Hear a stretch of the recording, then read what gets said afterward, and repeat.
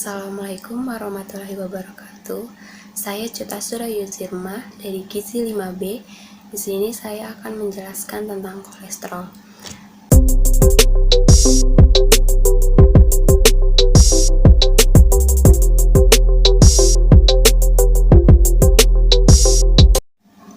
Kolesterol sendiri adalah suatu zat lemak yang berada di dalam darah, berwarna kekuningan dan berupa seperti lilin yang diproduksi oleh hati dan sangat diperlukan oleh tubuh. Kolesterol termasuk golongan lipid yang tidak terhidrolisis dan merupakan sterol utama dalam jaringan tubuh manusia. Nah, secara umum, kolesterol berfungsi untuk membangun dinding di dalam sel atau membran sel dalam tubuh.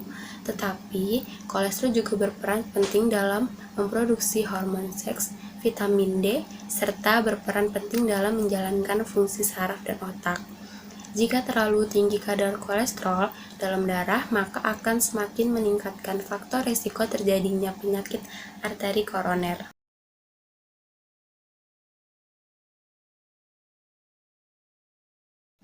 Selanjutnya yaitu ciri-ciri kolesterol tinggi. Yang pertama ada nyeri dada. Nyeri dada menjadi pertanda bahwa kadar LDL tinggi. Nyeri dada terjadi karena sel darah merah yang kaya oksigen tidak cukup pasokannya, sehingga jantung bekerja lebih keras lagi untuk menjaga tubuh agar terpasok dengan nutrisi yang dibutuhkan. Yang kedua ada nyeri di tengkuk. Nyeri pada leher bertanda gejala kolesterol naik, dikarenakan terjadi penumpukan lemak pada pembuluh darah leher, sehingga peredaran darah menjadi tidak lancar. Adanya tumpukan lemak berupa menjadi plak yang mempersempit pembuluh darah di leher. Yang ketiga ada sering kesemutan. Tangan kebas atau kesemutan ciri-ciri kolesterol naik, karena tingginya kolesterol di dalam darah berhubungan dengan gangguan saraf tepi. Yang terakhir ada mudah lelah dan ngantuk. Kadar kolesterol yang tinggi mengakibatkan menyempitnya pembuluh darah ke otak, sehingga otak kurang mendapatkan asupan darah merah dan oksigen yang menyebabkan menjadi mudah lelah dan mengantuk.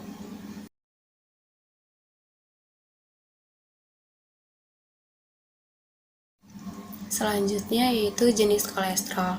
Kolesterol dibagi menjadi dua jenis, yaitu yang pertama low density lipoprotein atau LDL. LDL ini sering disebut kolesterol jahat karena bisa menimbun pada dinding dalam dari pembuluh darah, terutama pembuluh darah kecil yang menyuplai makanan ke jantung dan otak.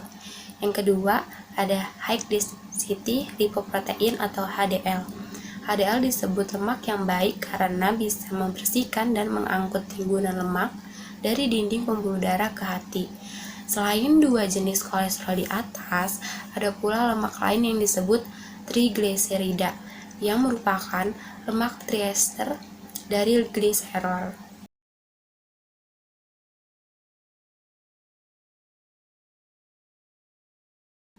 Berikut kadar kolesterol. Kadar kolesterol total dikatakan normal, yaitu kurang dari 200 mg per dl. Dikatakan kategori ambang batas atas 200 sampai 239 mg per dl. Untuk kategori dikatakan tinggi yaitu 200 mg per dl atau lebih. Sedangkan untuk kadar kolesterol LDL dikatakan kategori normal yaitu kurang dari 100 mg per dl. Untuk di kategori hampir normal atau di atas normal yaitu 100 sampai 129 mg per dl. Kategori ambang batas atas 130 sampai 159 mg per dl. Untuk kategori tinggi yaitu 160 sampai 189 mg per dl. Dan dikatakan kategori sangat tinggi yaitu 190 mg per dl atau lebih. Untuk kadar kolesterol HDL, kategori normal untuk pria yaitu kurang dari 40 mg per dl. Sedangkan untuk wanita kategori normalnya kurang dari 50 mg per dl. Untuk kadar trigliserida yaitu kategori normalnya kurang dari 150 mg per dl. Selanjutnya ada faktor yang mempengaruhi kadar kolesterol. Yang pertama ada makanan. Kolesterol pada umumnya berasal dari lemak hewani seperti daging kambing, tetapi tidak sedikit pula yang berasal dari lemak nabati seperti santan dan minyak kelapa. Makanan yang banyak mengandung lemak jenuh menyebabkan peningkatan kadar kolesterol seperti minyak kelapa sawit, dan mentega yang dapat menimbulkan peningkatan kadar kolesterol. Yang kedua ada kurangnya aktivitas fisik. Yang ketiga kelebihan berat badan atau obesitas. Yang keempat memiliki penyakit tertentu seperti hipertensi, obesitas, kelenjar tiroid. Selanjutnya karena pertambahan usia. Saat usia tua, resiko kolesterol tinggi yang memicu aterosklerosis juga semakin besar. Yang terakhir ada merokok.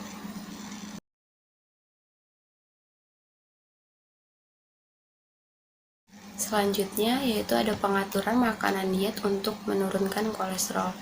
Yang pertama itu mengonsumsi makanan yang mengandung serat larut air atau soluble fiber seperti kacang-kacangan, biji-bijian, legume, gandum utuh, brokoli, apel, dan buah-buahan sitrus seperti jeruk, lemon, dan semacamnya yang kaya akan serat larut air. Yang kedua adalah mengonsumsi banyak buah dan sayur.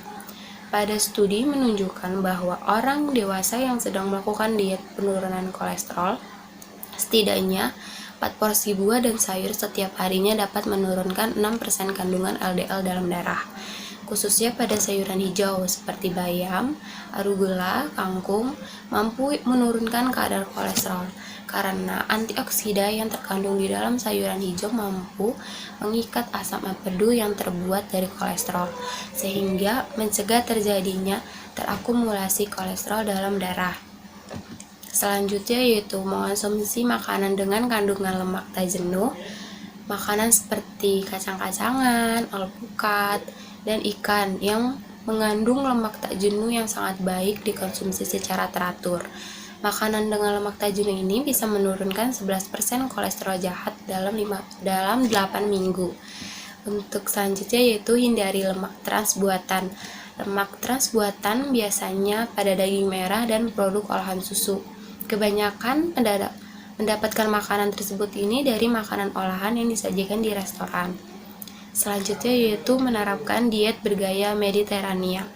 Cara termudah untuk menurunkan kolesterol dengan mengubah gaya makan dengan diet Mediterania. Diet ini mengandung minyak zaitun, buah-buahan, sayuran, kacang-kacangan, gandum, dan ikan serta menghindari daging merah dan produk olahan susu. Selanjutnya yaitu dengan mengonsumsi minum teh hijau, termasuk salah satu minuman herbal yang mampu menurunkan kolesterol jahat dalam darah. Kandungan pada katekin di teh hijau ini diketahui mampu mengurangi penyerapan kolesterol jahat dalam darah.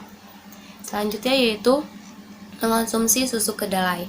Susu kedelai mengandung isoflavon yang berguna untuk menurunkan kadar kolesterol dalam darah.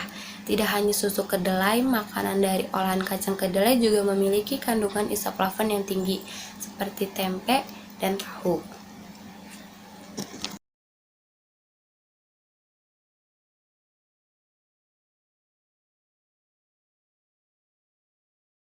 Selanjutnya yaitu penurunan kadar kolesterol juga dapat melakukan jenis diet rendah lemak, di mana cara ini dicapai dengan mengurangi makanan yang berlemak jenuh seperti sate kambing, gulai kambing, gorengan, dan susu full cream.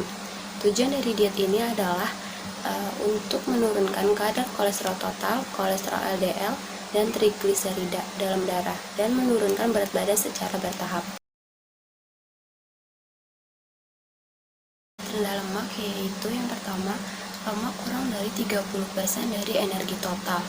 Diutamakan lemak tidak jenuh. Kedua, makanan ditumis lebih dianjurkan daripada digoreng. Ketiga, makanan yang harus dihindari yaitu jeroan seperti hati, usus, dan babat. Ada kue kering, gorengan, keripik kentang, makanan yang manis seperti selai, sirup, dan es krim, dan makanan yang dimasak dengan santan kental seperti gulai dan karet.